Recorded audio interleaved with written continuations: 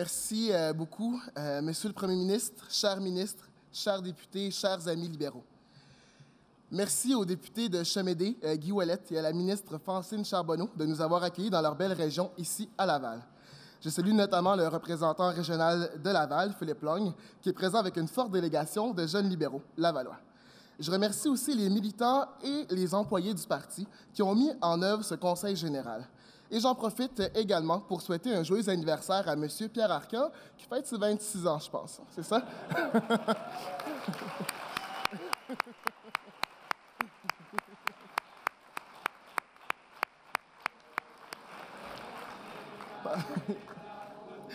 Mon cher fils, c'est à ton tour de te laisser parler d'amour.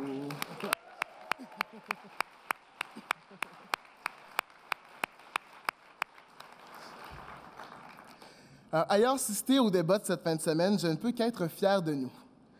Lors des propositions présentées par les différentes associations et commissions qui représentent le cœur du parti, plus encore, le Parti libéral est le parti de la jeunesse. Il n'est pas le parti d'une génération seulement, comme d'autres formations politiques. Je reviens d'un programme de leadership aux États-Unis, organisé par le département d'État américain.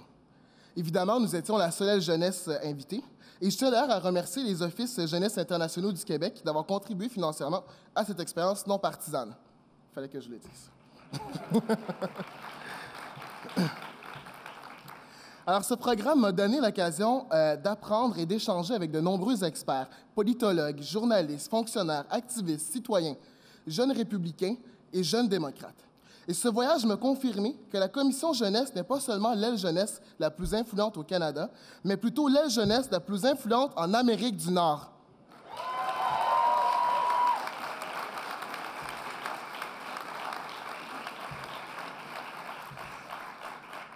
Ça se matérialise par le Fonds des générations, la carte d'assurance maladie, la loi contre la malbouffe dans les écoles, un cours d'économie au secondaire, l'encadrement d'Uber, un chantier de l'économie du partage, un projet de loi déposé par le député Jean Abel pour que des jeunes siègent sur les conseils d'administration des sociétés publiques. C'est là un signe indéniable que le Parti libéral est à l'écoute de ses membres.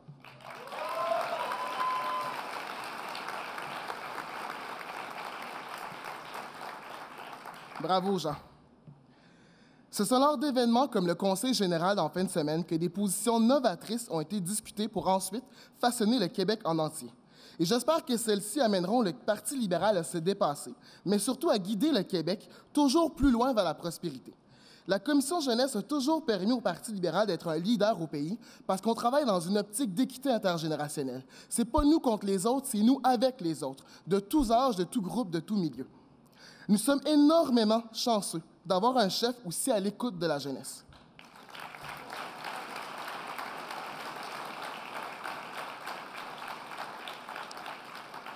Un chef qui n'a pas peur qu'on se lève, qui n'a pas peur qu'on parle, qui n'a pas peur qu'on débatte, qu'on amène des idées. Alors, Monsieur le Premier ministre, merci beaucoup de votre appui à la jeunesse.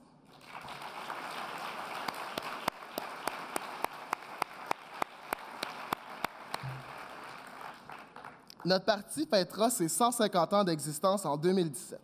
150 ans à être au service de tous les Québécois et Québécoises.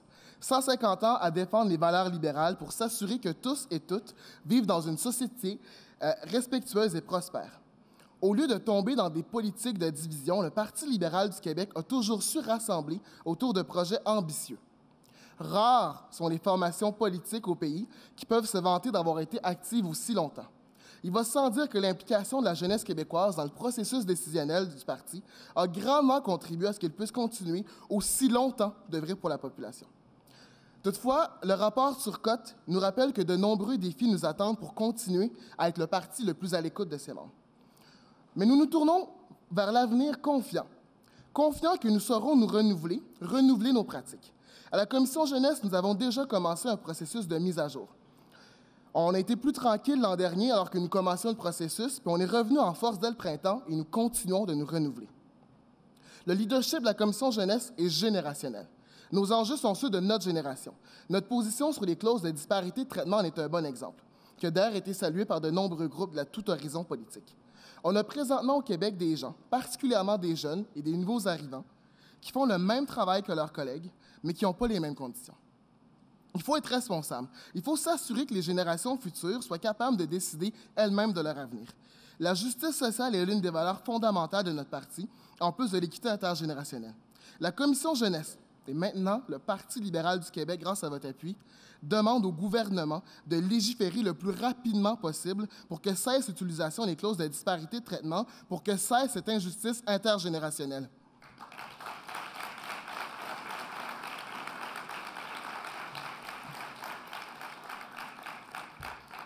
J'ai été étonné ces dernières semaines d'entendre les chefs des oppositions tenir des propos terribles.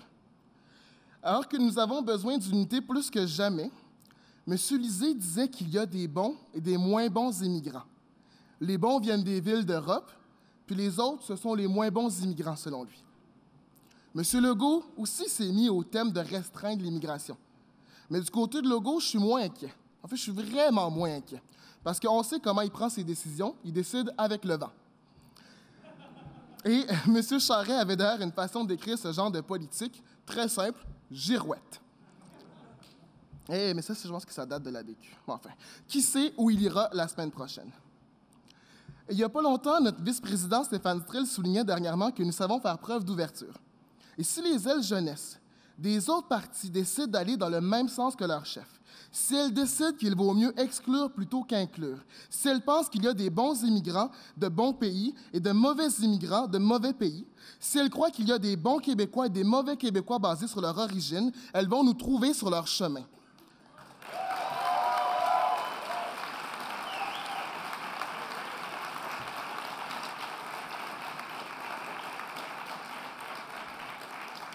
Si ces ailes jeunesse ont un once de leadership au sein de leur parti, elles devraient dire publiquement à leur chef que ce genre de politique, on n'en veut pas au Québec.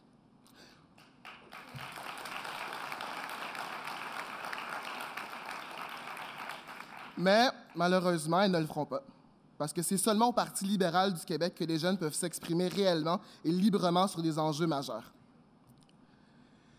A charismatic politician once said, "My friends, love is better than anger. Hope is better than fear. Optimism is better than despair. So let us be loving, hopeful, optimistic, and we'll change the world." Changing the world is about working together. It means that we have to learn, to debate, to disagree, and yet to come out with consensus. Working together is far more difficult than working alone. Optimism is better than despair. We need to be optimistic about our future. We have a party based on collaboration, not division. Inclusion, not separation. We, at the Quebec Liberal Party, know that working together leads us far further than anything else.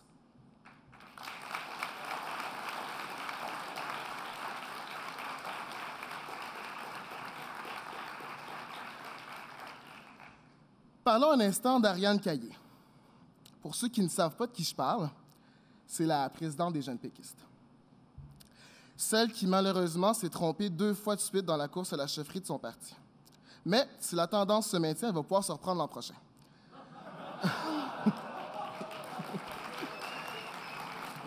Mais enfin, je vous parle d'elle parce que j'ai été agréablement surpris de lire sa première entrevue de l'année. Elle exprimait son incroyable déception face à son nouveau chef. Elle disait qu'elle compte dorénavant copier la commission jeunesse et tenir un congrès jeune annuel. C'est cute, non mais... Oh.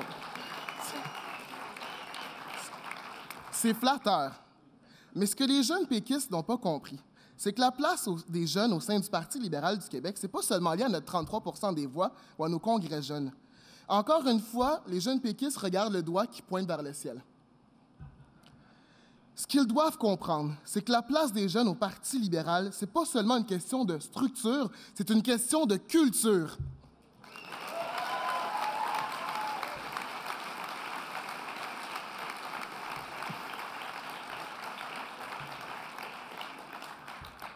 Cette année, ça fait 20 ans que Robert Bourassa nous a quittés. Un grand homme politique qui a su modeler le visage du Québec, le visage d'une nation. M. Bourassa a créé la commission jeunesse et a tenu qu'on lui donne une place prépondérante. Et c'est maintenant inscrit dans l'ADN de notre parti.